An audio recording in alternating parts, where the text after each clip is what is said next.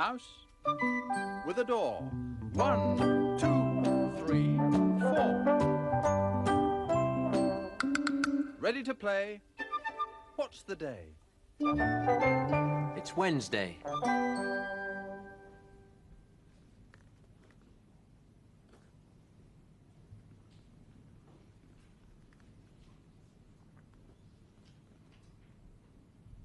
Hello. You could do that. Make your hands into a sort of box with a lid. And when the lid opens, something inside. It's gone back in again. There's a box. Open the lid. There's something inside. It's gone back in again. A box? Open it up. There's someone inside. Hello. You could try this. Find an old box and make a hole at the back big enough to put your hand through, like that. Then close the lids at the front of the box, like front doors, and a box. Open it up. There's someone inside. A box. Open it up, and there's someone inside. I've got a basket here, the same shape as this box, and 2 of the pets travel in it. Do you know which ones? Let's open it and see. Hello, Pippa. Did you guess? Yeah. Hello, Pippa. How are you?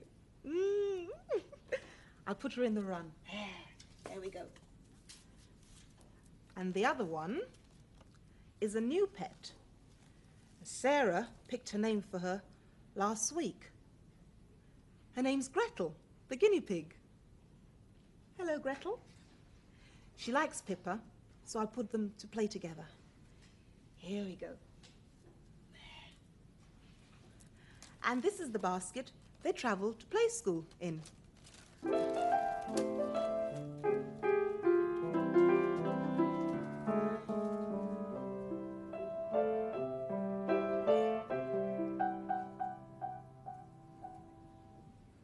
And these pictures are all animals, some being carried, and some doing the carrying. And these 2 dogs, small dogs, being carried in a shopping basket. And there's a dog delivering a newspaper.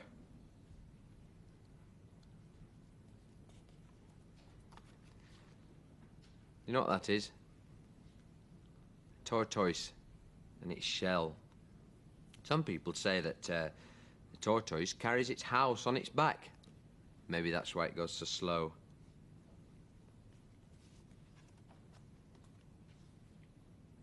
That's a kangaroo.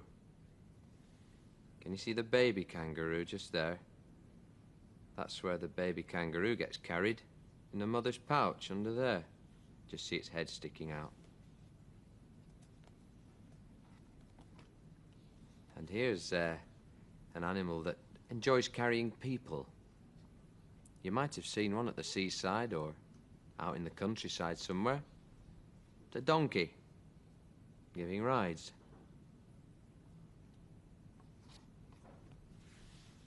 Those are a bit bigger than donkeys. They're ponies. Ponies and their riders, specially dressed for going out riding.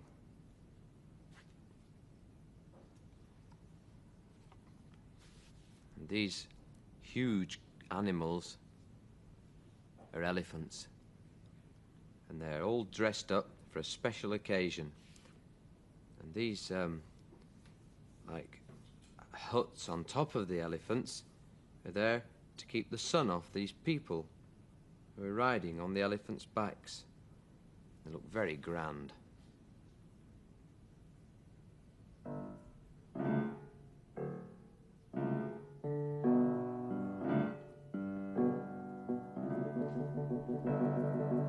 The elephant wobbles from side to side. He's terribly big and terribly wide, and people shout when they see him go. Goodness gracious, what a nose! You could try that.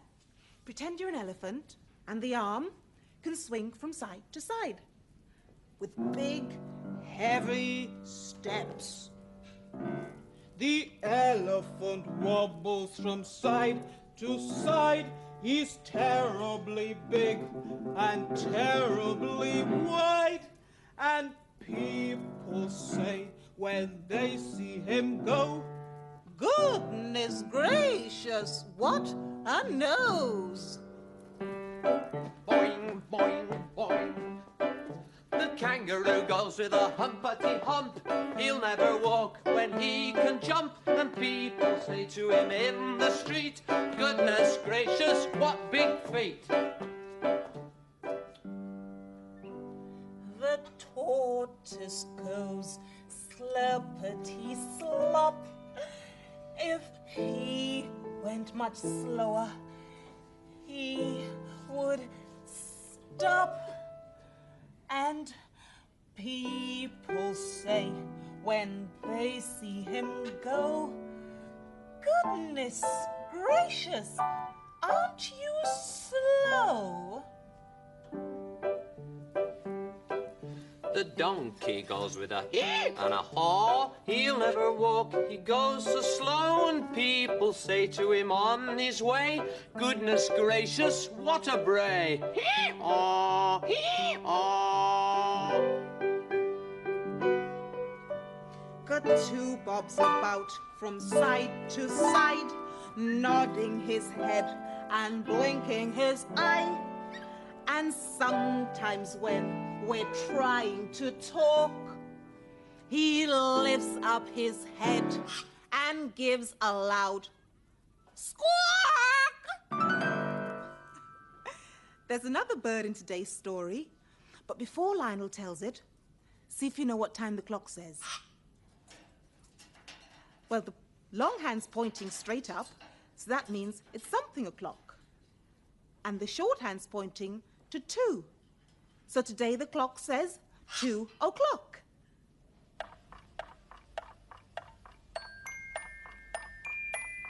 There's a bird. It's a magpie.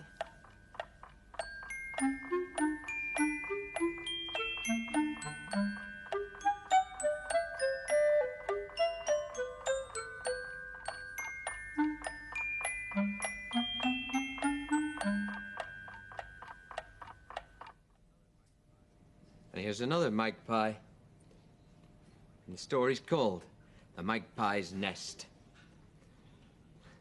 Once, a long time ago, just when the winter was nearly over, all the birds were busy building their nests. Sparrow, he was dashing around, collecting straw and twigs in his beak, while down in the river, the duck, swimming upside down and collecting mud off the riverbed. While high up in the tree, the pigeon was gently pecking feathers out of her chest. All the birds building their nests. All, that is, except one, the magpie. Well, it was such a nice sunny day, and she was far too busy flying hither and thither, collecting scrips and scraps and bips and bobs, all to add to her collection of junk. She had a hoard of things. Pebbles, buttons, milk bottle tops. In fact, anything that was a bit unusual, the magpie was bound to collect it. Well, Magpie was just flying about, looking for bits of treasure to add to her collection, when she saw Sparrow with twigs and straw in her beak. What are you doing, Sparrow? Said the magpie. I'm building my nest, chirped the sparrow, like you'll have to do soon. Oh, don't make me laugh, said the magpie. Oh, yes, you will, said Sparrow. And if you'll put that milk bottle top down for a minute, I'll show you what you should be doing. You should be collecting a twig here, and a twig there, and a bit of straw, then another twig, and then oh, yes, yes, don't make me laugh, said Magpie. I know all about that. And off she flew. Well, Magpie spotted something shining down in the grass. She was just swooping down on it when she saw Duck with a beak full of mud. Oh, Duck, what are you doing? Whack. Building my nest. Whack, whack. Like you'll have to do soon. Whack. Oh, yes, said the Magpie. Whack, said the Duck. Because once you've collected your twigs, whack, whack, you have to stick them together with mud. Whack, whack, whack, whack. Oh, yes, I know all about that, said the Magpie, and off she flew. Well, she was just flying around and trying to remember where she'd seen that shining thing in the grass, and then she could go and collect it, when she saw the pigeon with feathers in her beak. What are you doing, Pigeon? Woo! Building my nest. Woo! Like you'll have to do soon. Woo! Oh, yes, said Magpie. Woo! Said the Pigeon. You need to get nice, soft feathers, because once you've built the nest with the twigs and you've stuck them together with mud, you need to lay feathers in the bottom of the nest to keep the eggs nice and warm. Oh, really? Said the Magpie. Yes, yes, yes, I know all about that, but I'm far too busy collecting bits of treasure. And she flew off. Well, some time later, Magpie was beginning to feel like she needed to lay her eggs. And she looked out from her perch in the tree and saw the sparrow with its nice, neat nest. And down in the riverbed, there was the duck sitting on its nest, all properly made and stuck together with mud. And up in the tree, there was the pigeon, sitting on its nice nest with the warm feathers. Oh dear, thought the Magpie. What am I going to do? I haven't got a nest, and I feel like I want to lay my eggs now. What was it the sparrow said about twigs and mud and then the pigeon's feathers?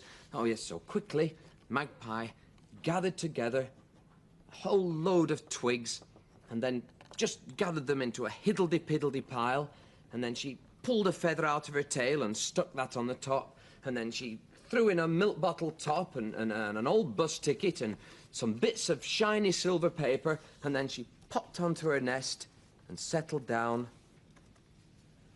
ready to lay her eggs. And that's why, if ever you see a magpie's nest, it'll look a right mess. Because a magpie always finishes up with its bits and bobs and scrips and scraps in its nest with it. And that's just the way Magpie likes it.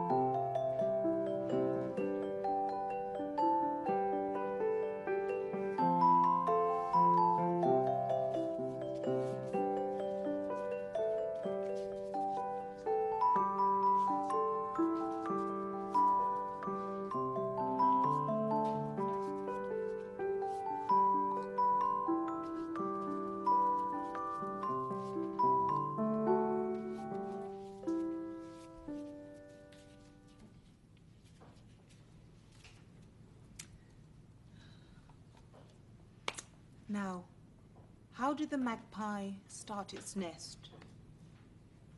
With some straw and twigs. I've got some here. Stick those on. Stick it any old how. Some twigs. Break those up a bit.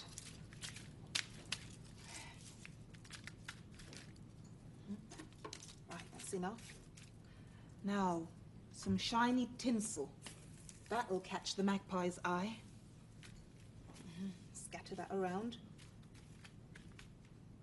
Now for some feathers, so it's nice and soft and warm when she lays her eggs. Put those in there. Nice and comfy. Oh, I'll make it pretty by sticking some ribbon all around it. Oh, it's looking really messy, isn't it? It's very colourful. Yes. Now, she likes selecting milk bottle tops. So I'll scatter those on. There. Some here, bottom of the nest. A bit more here. And I shall put some streamers all over it, so it looks really messy. Then she'll feel happy. Here we have another magpie's nest.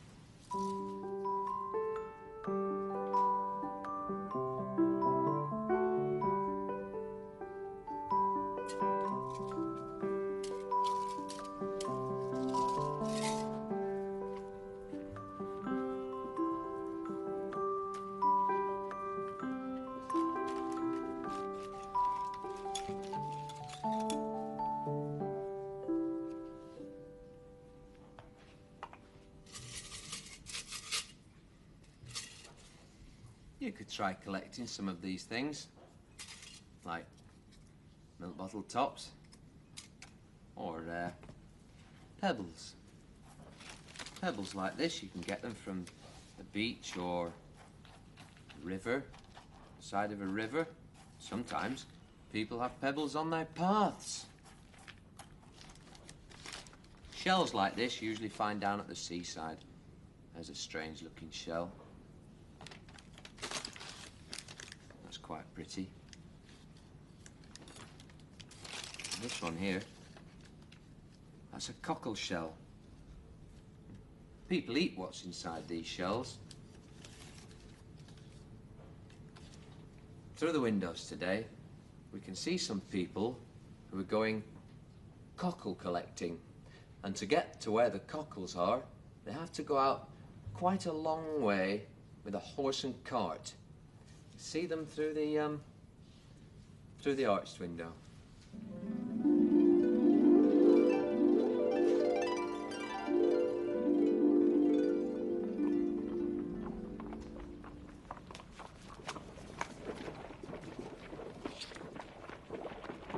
They have to go out quite a long way across the sand. The tide's just going out. It's what's called a low tide.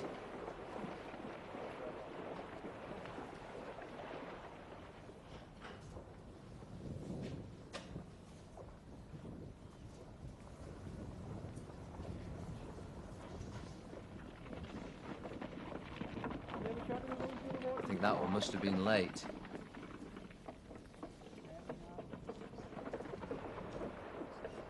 There, he's caught up now.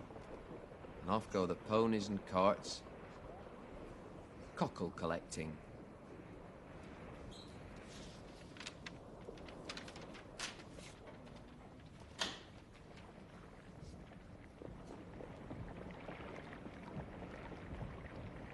And this is a beach in South Wales. It's very early one morning. There, the tide's gone right out now. Ponies and carts have arrived at the cockle shell beds.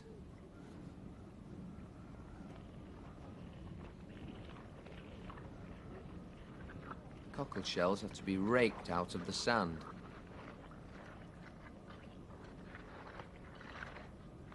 And you see they're just under the surface of the sand. Then they have to be scraped together. Shake all the sand off. Wash the mud off.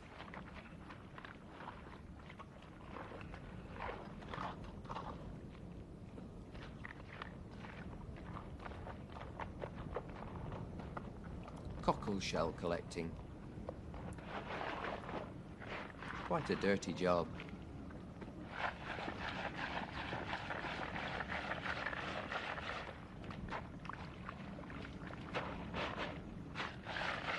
And when they've collected all the cockles, they're taken to market on the horse and cart.